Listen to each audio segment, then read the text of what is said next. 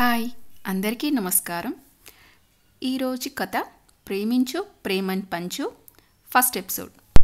నాన్న నాన్న many happy returns of the day. తండ్రి శ్రీరాము నుదుటి మీద ముద్దు పెడుతూ అంది దీప్తి. గులాబీ రేకుల్లాంటి ఆమె పెదవుల సున్నితపు స్పర్శకి మెలకువ వచ్చింది తండ్రికి. కనురెప్పలు విప్పగానే వసంతకాలపు తొలి చిగురుల చిరునవ్వులతో కలకలలాడుతున్న కూతుర్ని చూసేసరికి ఎక్కలేని హుషారు వచ్చింది శ్రీరామ్కి. ఇలాంటి ముద్దు ముఖాన్ని చూడడానికే మెలకువ వచ్చినా ఇప్పటివరకు లేవలేదురా అన్నాడు దీప్తి తల నిమురుతూ. నేనెన్నిసార్లు లేపినా లేవలేదు ఇందుకేనా అంటూ హేమ వచ్చింది. ఇంకెందుకు అనుకున్నావు మరి, నా బంగారు తల్లి ఏం చెప్పినా చేస్తాది నాన్న అన్నాడు అతను లేస్తూ. థ్యాంక్స్ నాన్న, మరి అదే మాట మీద ఉండాలి. సాయంత్రం చిన్న పార్టీ ఏర్పాటు చేశాను. 5 నువ్వు అక్కడికి వస్తున్నావు అంతే అంది గారంగా దీప్తి. అలాంటివి నాకు ఇష్టం ఉండదని నీకు తెలుసుగా తల్లి అన్నాడు శ్రీరామ్. మా సరదాలు మాకుండవా పదునుగా అడిగింది హేమ భర్తని ఎలాగైనా ఒప్పించాలని. నాన్న, మన ఇంట్లోనే ప్రతి అకేషన్కి దాన ధర్మాలు చేస్తుంటావే తప్ప నలుగురితో సరదాగా గడపనే గడపవు. ఎప్పుడూ పనైనా మాతో మన వాళ్ళందరితో స్నేహితులతో సంతోషంగా గడపాలని ఈ పార్టీ అరేంజ్ చేశాను. ప్లీజ్ కాదని కుదరదని అనొద్దు ఖచ్చితంగా చెప్పింది దీప్తి. దీప్తిని మాటను కాదనలేని ఆసక్తత శ్రీరాముది. అందుకే ఒప్పుకోక తప్పలేదు అతనికి. ఆ సాయంత్రం హోటల్లో పార్టీ చాలా గ్రాండ్గా జరిగింది. ఆఫీస్ స్టాఫ్ మరికొందరు సన్నిహితులు మాత్రమే ఆహ్వానితులు కావడంతో అందరితో చాలా సరదాగా గడిపాడు శ్రీరామ్. ఇలా ప్రతిసారి జరుపుకుంటే బాగుంటుంది కదా సార్ అన్నాడు మేనేజర్ గుణశేఖరం చనువు తీసుకుంటూ. నా చిట్టి తల్లి మనసుని నొప్పించలేక కానీ ఇలాంటివి మానుకొని చాలా ఏళ్ళయ్యింది అన్నాడు శ్రీరామ్. ఇంతలో శ్రీరామ్ పిఏ లేచి, మనిషిపై పుట్టినవాడు కారాదు మట్టి బొమ్మ, పట్టుదలే ఉంటే కాగలడు మరో బ్రహ్మ అన్న వేటూరి పదాలకు మా బాస్ నిలబెట్టు నిదర్శనం. ఆయన కేవలం మాటల మనిషి కాదు, తన ప్రతి పుట్టినరోజు ఏదో ఒక మంచి పని చేయాలని అలవాటుగా మార్చుకున్న వ్యక్తి. పుట్టుకతోనే గుండెకు చిల్లు పడిన ఓ పసివాడి ఆపరేషన్ నిమిత్తం 2 లక్షల రూపాయలు ఆ కుటుంబానికి డొనేషన్గా ఇచ్చారు. ఈ విషయాన్ని గోప్యంగానే ఉంచమని అన్నారు.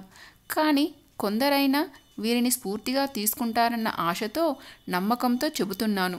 ఇలాంటి గుత్తదానాలు ఎన్నో చేసిన శ్రీరామ్ గారు నన్ను క్షమించండి ఇలా చెప్పినందుకు అనగానే అందరూ చప్పట్లు కొట్టారు.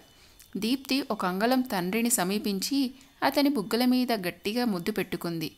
కూతురు కళ్ళల్లోని ఆనందం అతనికి ఎంతో తృప్తిని కలిగించింది.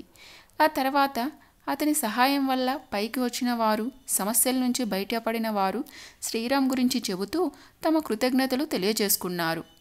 ఎందరో అతని గొప్పతనాన్ని పొగుడుతూ ఉంటే ఓ మూలన కూర్చొని అదంతా వింటున్న ఒక వ్యక్తికి మాత్రం ఒళ్ళంతా కారం రోసుకున్నంత మంటగా అనిపించింది. లేచి అతని నిజస్వరూపం ఇది అని చెప్పి పరువు తీయాలని, వీలైతే అతడి అంతం చూడాలని ఆవేశపడ్డాడు. కానీ తగిన సమయం కాదు ఇది అని వివేకం హెచ్చరించడంతో మిన్నకుండిపోయాడు. పార్టీ తర్వాత ఇంటికి చేరుకున్నారు.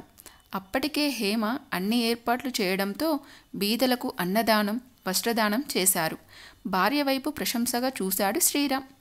హాయ్ మాను, ఎన్ని రోజులకు వచ్చావే అంటూ మనోజ్ఞకి ఎదురు వెళ్ళింది దీప్తి. ఇంటర్మీడియట్ నుంచి ఇద్దరికి స్నేహం కుదిరింది. అభిరుచులు ఒకటి అవ్వడంతో తొందరగా ప్రాణ స్నేహితులు అయ్యారు. ఎందుకే అంత అర్జెంటుగా ఊరికి రమ్మన్నారు, అంతా ఓకేనే కదా అడిగింది దీప్తి ఆత్రంగా. పెళ్లి సంబంధం చూశారట అందుకు అని కోపంగా చెప్పింది మనోజ్ఞ. చదువు పూర్తి కాకుండా పెళ్ళేంటే ఆశ్చర్యంగా అడిగింది దీప్తి. నేనిక్కడ కృష్ణతో చనువుగా ఉంటున్నానని మా ఊరి వాళ్ళు ఎవరో చెప్పారట. మా మధ్య ప్రేమేం లేదు, అతను నాకు తెలియని పాఠాలు చెప్పే ట్యూషన్ లేని లోటును తీరుస్తున్నాడని, ఆప్తుల్లా ఆదుకుంటున్నాడని, అది అతని నైజామని ఒట్టేసి చెప్పాక కానీ వాళ్ళ మనసులు కుదుట పడలేదు. ఓ గాడ్, కాస్త చనువుగా మాట్లాడితే అలా ఊహించేస్తారా అని ఆశ్చర్యపోతూ అడిగింది దీప్తి. కేవలం ఊరి వాళ్ళే కాదు, ఇక్కడ అలాంటి వాళ్ళుంటారు. వాళ్ళేమో అమాయకంగా బయటపడతారు, వీళ్ళు పడరు, అంతే తేడా అంది మనోజ్ఞ. నేను నా ఫ్రెండ్స్ అందరి గురించి ఇంట్లో చెబుతుంటాను, అందరితోనూ ఒకేలా ప్రవర్తిస్తుంటాను. మా పేరెంట్స్ నా గురించి ఎప్పుడూ చెడుగా భావించరు అంది. అది వాళ్ళ విశాల హృదయం. కృష్ణ నీతోనే ఎక్కువగా మాట్లాడతాడు. ఎటొచ్చి నా ప్రతి అవసరం గ్రహించి హెల్ప్ చేస్తూ ఓ అన్నలా ఆదుకుంటూ ఉంటాడు. నాకే కాదు, నా ఫ్రెండ్స్కి కూడా. ఎవరేదడిగినా తనకు చేతనైన సాయం చేస్తూనే ఉంటాడు. కానీ మా ఊరి వాళ్లకు అది తెలియక ఏదో చెప్పడం, మా వాళ్ళు బాధపడటం, మా ఇంటి పరిస్థితుల దృష్ట్యా నా సంపాదన ఎంతో అవసరమనే ఈ చదువుని ముగించేసి జాబులో చేరిపోదామని నాకుంటుంది. కానీ మా వాళ్ళకి నా చదువు సంపాదన కన్నా ఇంటి పరివే ముఖ్యం. నేను ప్రేమ దోమ అంటే ఎవడికో ఒకడికో అప్పో సొప్పో చేసి ముడిపెట్టేస్తారు. అందుకే వాటి జోలికి పోకుండా ఉంటున్నాను అంది మనోజ్ఞ. మీ ఊళ్ళో పాత సాంప్రదాయాలు పాటించే వాళ్ళే ఎక్కువ కదా, అందుకే నలుగురితో పాటు నారాయణ అన్నట్లుగా. తప్పదు, కానీ మీ వాళ్ళకి నువ్వంటే ఏంటో తెలియకనా ఏం? సరే, ఆ టాపిక్ మర్చిపో. ఎగ్జామ్స్ దగ్గర పడుతున్నాయి కదా, నువ్వు మీ వార్డెన్ పర్మిషన్ తీసుకొని వస్తే మన ఇద్దరం కంబైన్ స్టడీస్ చెయ్యొచ్చు అంది దీప్తి. మరో గంట తర్వాత మనోజ్ఞ వెళ్ళిపోయింది హాస్టల్కి. బీదల కష్టాలంటే ఏమిటో మనోజ్ఞ వల్లనే కొంత తెలిసింది. బంగారు స్పూన్తో పుట్టిన దీప్తికి ఆమె లేమిని కించపరచకుండా, మనోజ్ఞ మనసు నొచ్చుకోకుండా, ఆమె అడగకుండానే సహాయం చేస్తూ ఉంటుంది దీప్తి. రోజులు గడుస్తున్నాయి. బీటెక్ సెకండ్ ఇయర్ ఎగ్జామ్స్ ఆ రోజుతో అయిపోవడంతో కాలేజ్ క్యాంపస్లో చెట్టు కిందికి చేరి కబుర్లు చెప్పుకోసాగారు దీప్తి మనోజ్ఞలు. ఇంతలో అక్కడికి కృష్ణ వచ్చాడు. వస్తూనే, మాను, మా ఫ్రెండ్ కజిన్కి పిఏ చాలా అవసరమట. ఆ పని చేయగలవు అనుకుంటే వెళ్ళి మాట్లాడదాం. 10 రోజుల పాటు ట్రైనింగ్ ఇస్తారు. నీ పని నచ్చితే జాబ్ ఇస్తారు అన్నాడు.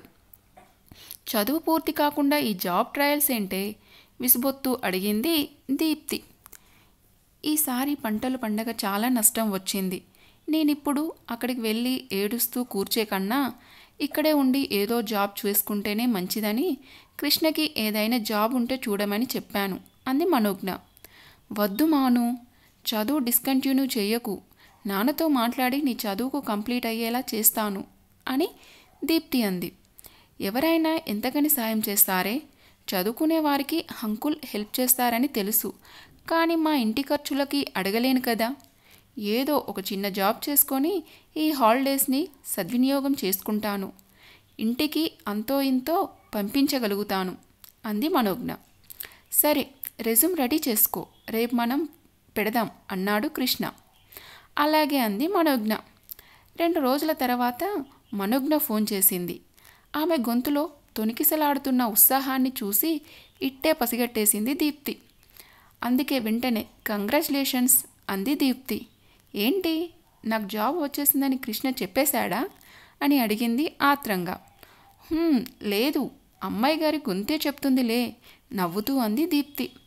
ఓ అలాగా, జాబ్ వచ్చింది, ఆఫీస్ చాలా బాగుంది అంది మనోజ్ఞ. బాస్ ఎలా ఉన్నాడు అని అడిగింది దీప్తి. చాలా స్ట్రిక్ట్ అంట అని అనిపిస్తుంది. పని రాక్షసుడు. ఎంత పని రాక్షసుడైనా నీ ముఖంలోకి తదేకంగా 2 నిమిషాలు చూస్తే పడిపోతాడులే. అలా అనకు, అతని కళ్ళల్లో ఏదో సాధించాలని కసి పట్టుదల కనిపిస్తున్నాయి. ఈ జనరేషన్లో పుట్టదగిన వాడులా లేడు. ఓ ఫ్రెండ్తో కలిసి ఈ బిజినెస్ పెట్టాడంట. అతను కేవలం స్లీపింగ్ పార్ట్నర్. అన్నీ ఇతనే చూసుకుంటాడట. కేవలం 3 ఏళ్లలో డెవలప్ చేశాడట. ఏంటే, చేరి ఒక్కరోజు అయిందో లేదో బాగానే తెలుసుకున్నావే.